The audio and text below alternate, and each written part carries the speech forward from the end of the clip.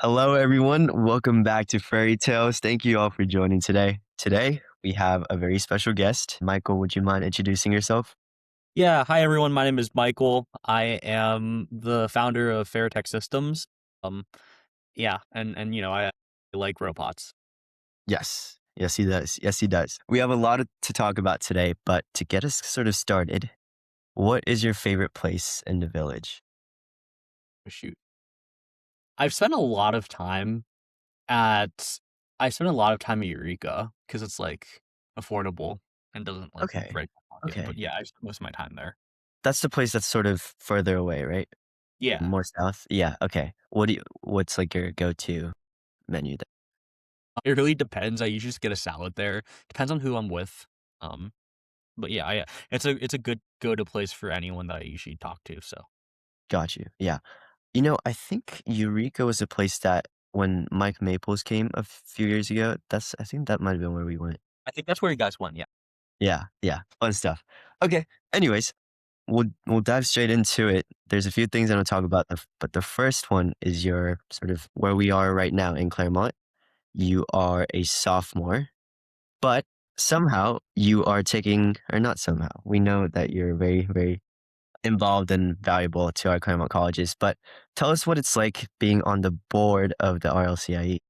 Yeah, it's really fun, and it's a really good experience, I think, to be able to, like, kinda support programs on campus from the other side of things. I think oftentimes some student programs get frustrated with management or upper leadership saying, there are certain things that they would like that can't be done, and I think it's really enlightening for me to see that it's like we are all trying our best to do certain things, but sometimes things take time because schools just, need a lot of approvals, but it's been really fun being able to advocate for student groups.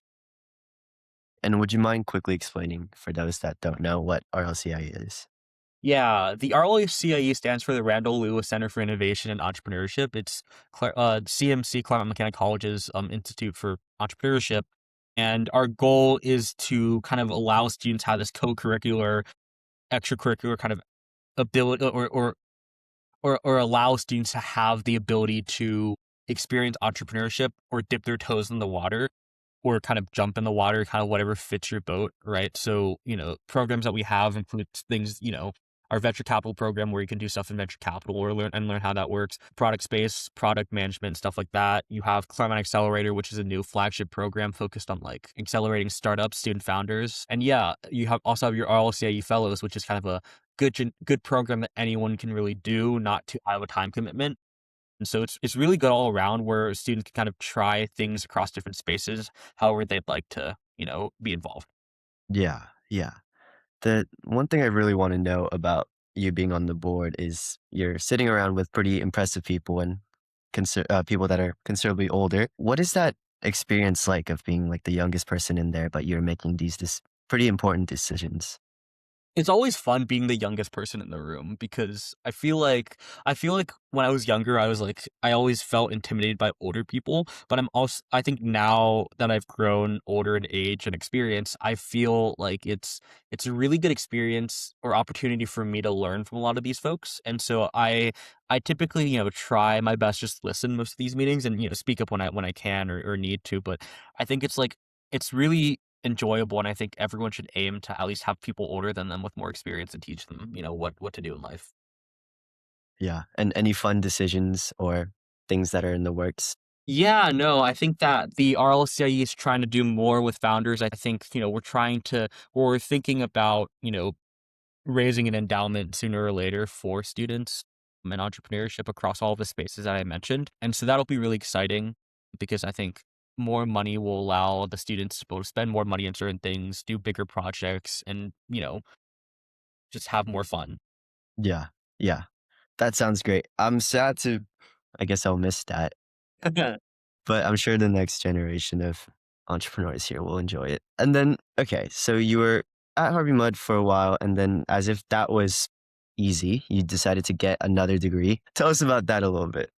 Yeah, I would say that the Claremont schools are really good at what you're going to school for. I think what I realized in kind of my journey as an entrepreneur, there are a lot of things that I needed to understand and know that the schools couldn't teach me, and so I had to go outside to find some courses to be able to learn certain things in, like, management and etcetera, right? So, it just it came naturally. It wasn't that I was seeking another degree, but it was like it just popped up and, I just I'm finishing it out. So, You had to take a lot of flights.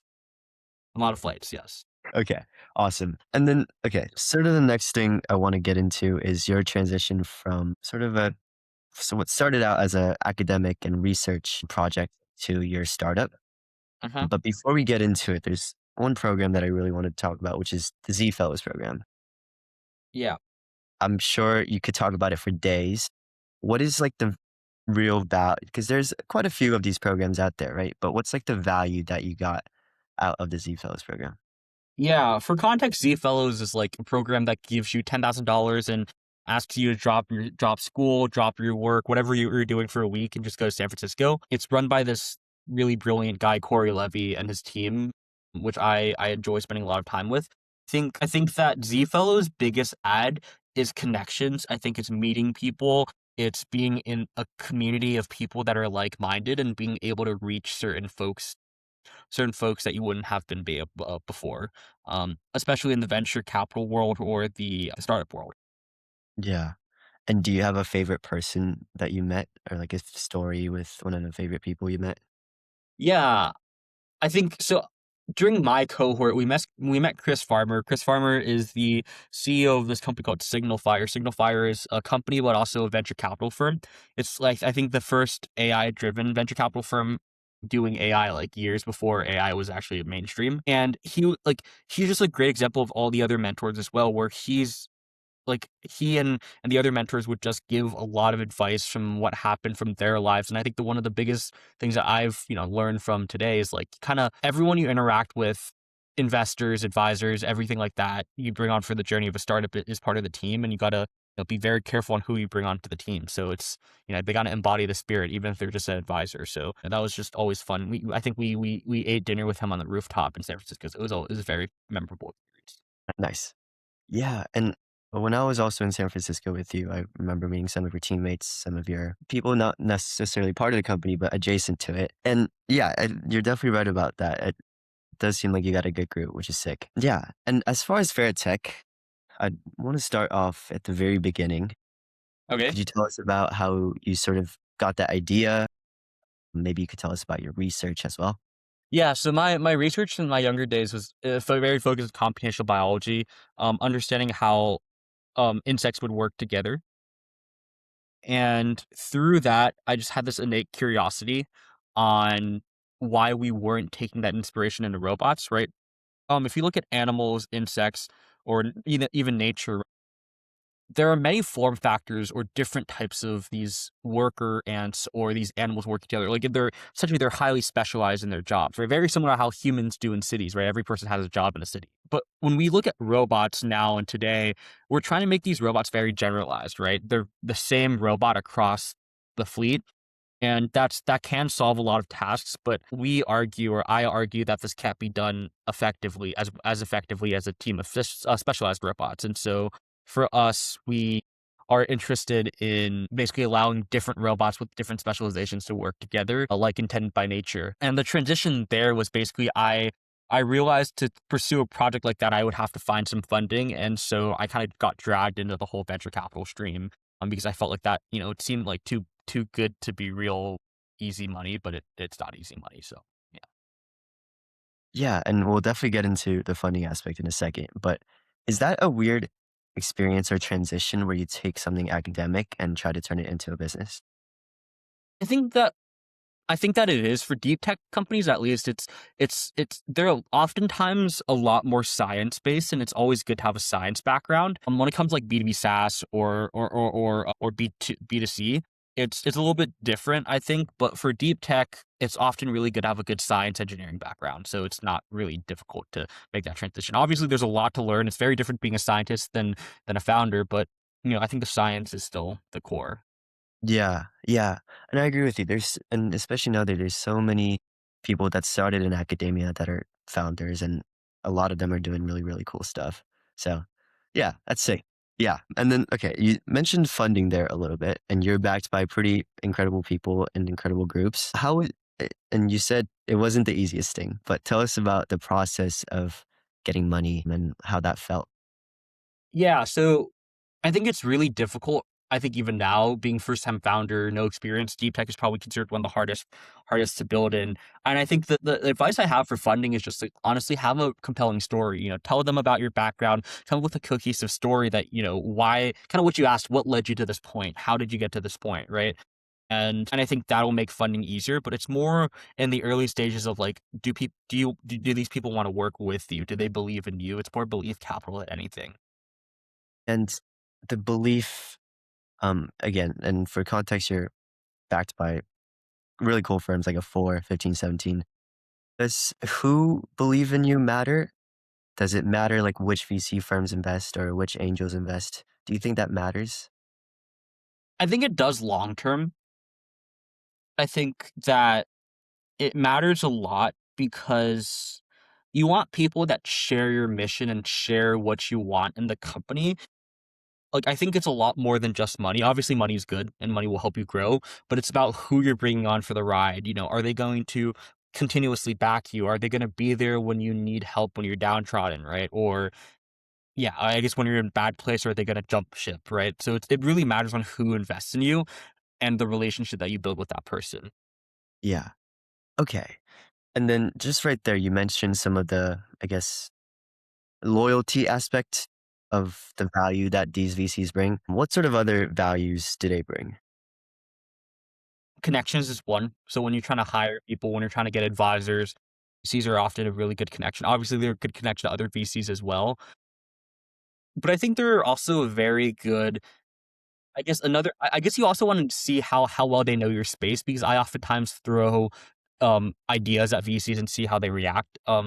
Because I think it's important to have someone who's not kind of in the trenches with you, uh, be able to look at an idea and understand the idea. I think oftentimes, like for us, even when we're really deep into a problem, whether it's like a math problem from school or something like that, we might think we're right, and in reality, we're wrong. And it takes an outside perspective oftentimes to help you realize that.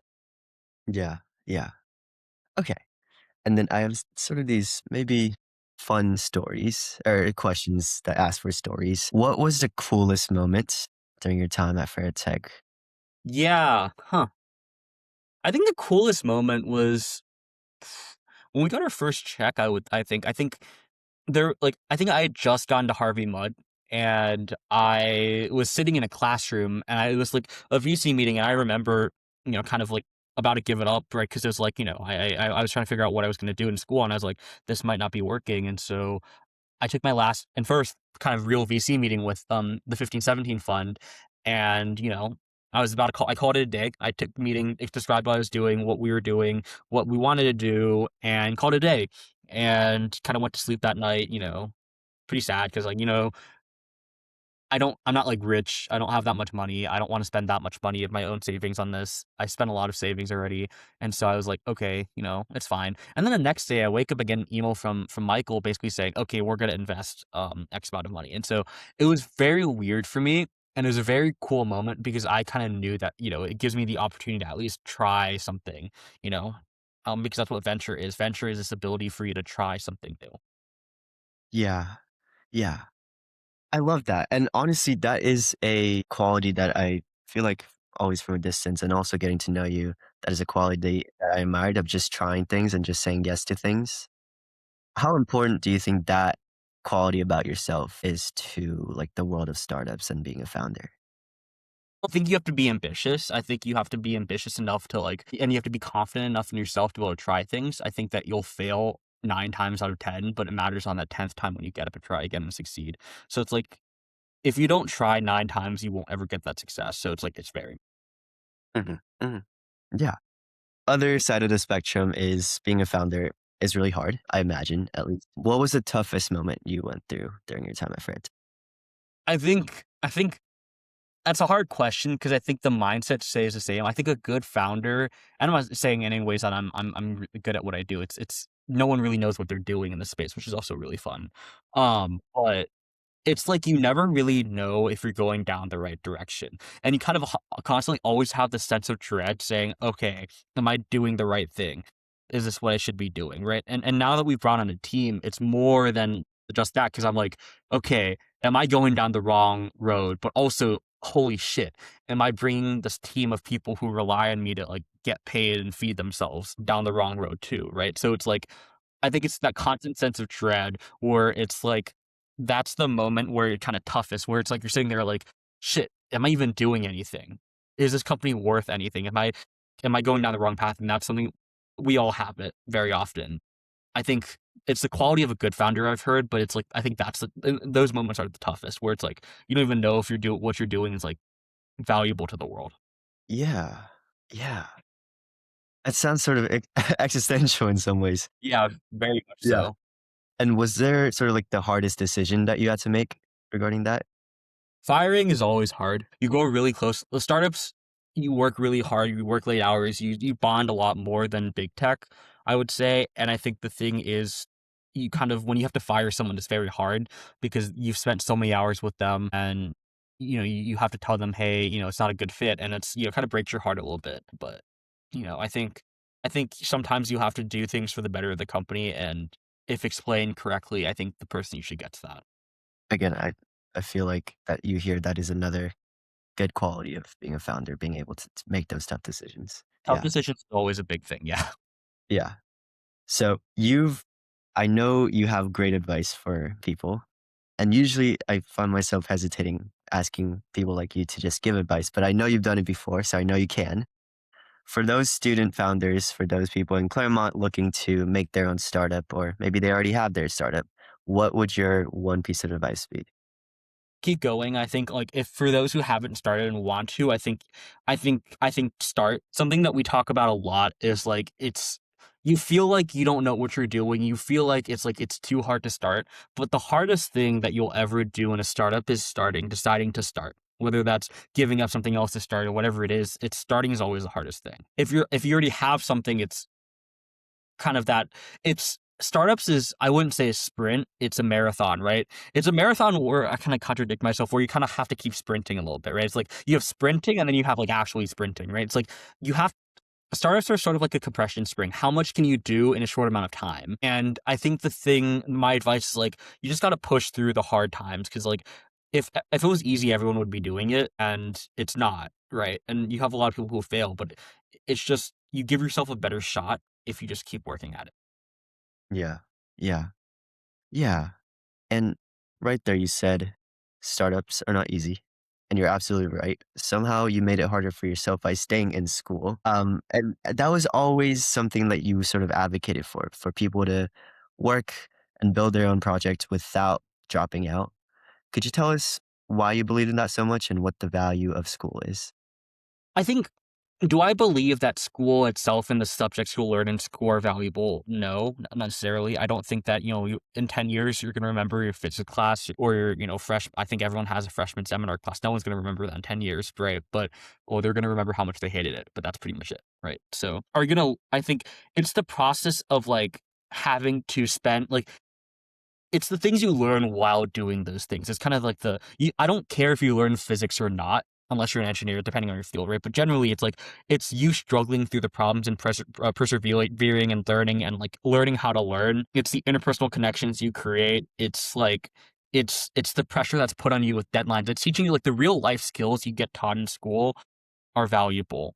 I mean, that's why I've always advocated for staying in school because I'm like, it's not necessary. Like yes, it's important what you learn, the subjects you learn, but it's more important what you learn by doing school. And I think that's stuff that you can't learn anywhere else.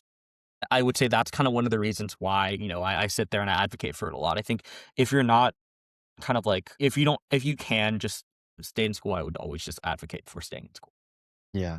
Yeah. I imagine you must have gotten a lot of pressure, though, to sort of drop out.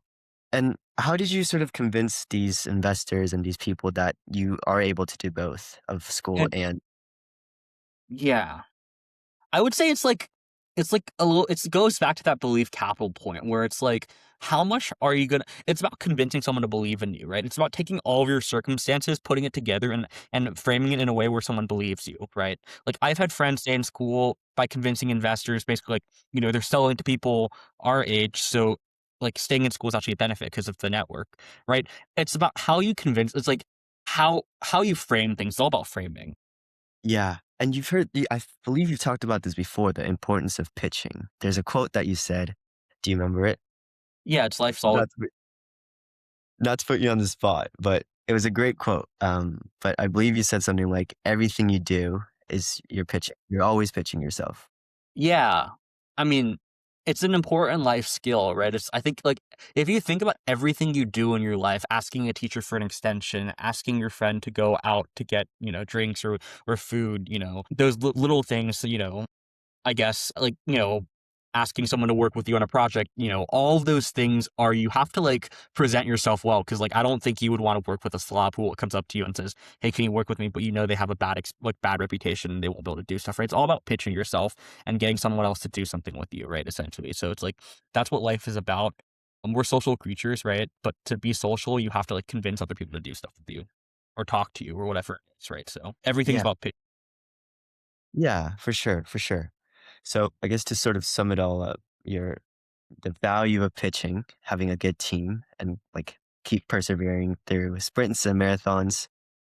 And I think maybe one of the biggest things that I think stands out about you is your youth and your sort of energy. Yeah. And you've taken the sort of a new dimension, entrepreneurship from the other side into from the investing world. Could you tell us a little bit about nighttime and what your vision and your mission is? Yeah, Nighttime is just an early group which I'm helping with. Nighttime Ventures is a small group basically meant to invest in students, basically helping them stay in school, giving them at least that opportunity to experience something. Yeah, that's basically what it is, right? It's giving students the support to be able to stay in school until they have enough to be able to drop out. I think that if a student can make the same progress without dropping out than a student that has dropped out, as someone who's dropped out and is doing a similar startup, I think that shows that that student who stayed in school actually can do better than that student who's left, right? It's like, it pressure isn't a bad thing. Having both the pressures of school and a startup aren't a bad thing necessarily. Because pressure kind of I mean, it's kind of like the natural kind of metaphor here is like, diamonds are made via pressure, right? That's how diamonds are made through millions of years or thousands of years or hundreds. I don't know which one form which fact, but pressure is not a bad thing if you can withstand it. And it's really a test of are you able to withstand the pressure? Yeah. Yeah. I love that. I love that. Okay. So we're coming to the end, but the last thing I want to ask you is sort of going back to fair tech. What is your vision for the future? What do you want to have accomplished in the next year, 3 years, 5 years? Yeah, I think Fairtech's always mission is to help advance humanity through robotics, and for us, we envision working in the natural world with robots. I think there's this big kind of misconception that robots will replace humans. I think that robots will only augment humans and allow humans to do things that they weren't able to do before. I think that humans can do things that robots can't, and vice versa. Humans have the creativity that we can never model with any kind of AI model, right? So it's like, if we can make humans and robots partners in certain tasks, I think that we can see a level of innovation that we haven't ever seen before, and that's what I'm excited about. I think that's what Veritech wants to help work towards. Michael, I think that is everything from me. Okay. Thank you so much for coming on, and it's been a real pleasure. Yeah. Thank you.